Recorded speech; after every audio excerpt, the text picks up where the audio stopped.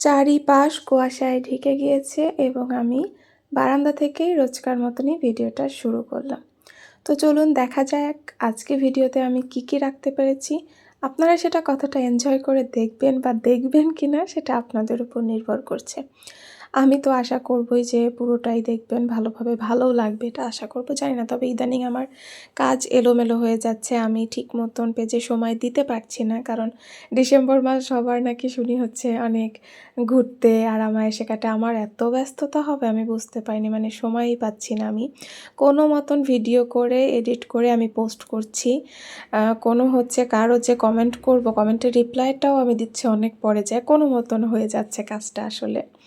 যাই হোক, এই তো আমি রেডি হয়ে বের হয়ে গিয়েছি হচ্ছে স্কুলের উদ্দেশ্যে। আসসালামু আলাইকুম, কেমন আছেন সবাই? আশা করছি ভালো আছেন। Welcome to my channel Sushis basket. দিন তারিখটা আমার ওইভাবে করে আসলে খেয়াল নেই। তো চলে এসেছি আমরা, অনেক শীত লাগতেছিল।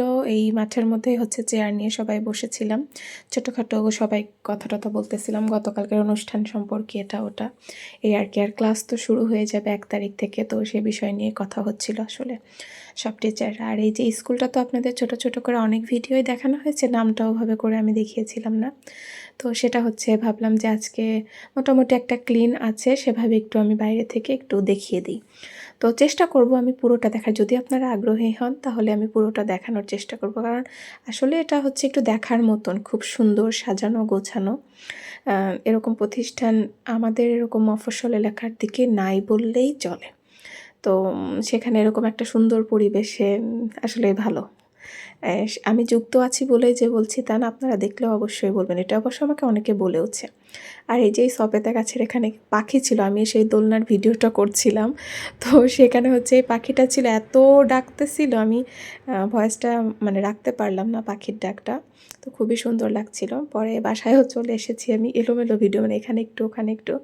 তো বাসায় এসে হচ্ছে লাউ দিয়ে ছোট কি বাটা না কি মাছ এটা রান্না করেছে, আর একটা কি জানি রান্না করেছে। যাই হোক, এই আলু ভর্তা নিয়ে নাকি সকালে বহুত কাহিনী বাসায়, মানে এত ঝাল হয়েছিল ভর্তায় যে কেউ খেতেই পারেনি, মানে যারা খেয়েছে খাওয়ার পরে নাকি এটা কান্নাকাটি অবস্থা, এত ঝাল হয়েছে।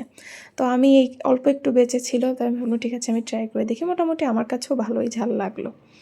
আর এই যে পরে সব বোনরা মিলে একটু গল্পগুজব করতেছিলাম বিকালবেলা, আজকে তেমন কাজ নেই, মানে ওই সেদিন ঘুরতে গিয়েছি, শাড়িও পরেছি। আর আরেকদিন ভেবেছিলাম আর একটা শাড়ি পরবো, সেটার একটু ছবি তুলায় নেবো বোনকে দিয়ে, কিন্তু সেটা আর হলো না।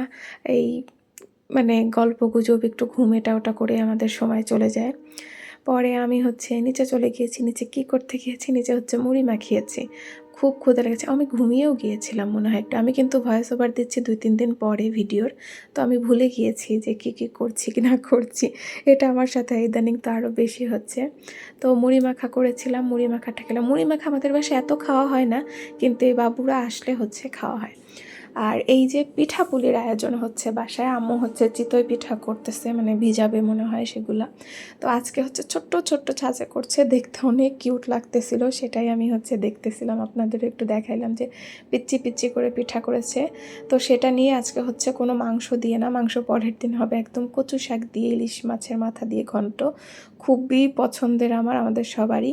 তো আমরা 4 বোন একই প্লেটে নিয়ে হচ্ছে খাচ্ছি। এই কয়েকদিন আমরা বেশিরভাগ এরকম রুটি যাই হচ্ছে, মানে ভাত এই জিনিসগুলো ভাতও আমরা 1 প্লেটে বসে 4 জন খেয়েছি। এই যে সবাই মিলে এখন আমরা খাওয়া দাওয়া করে নেব। তো আজকে আমি ভিডিওটা এই পর্যন্তই রাখছি। সবাই ভালো থাকবেন, শীত এনজয় করেন। আল্লাহ হাফেজ।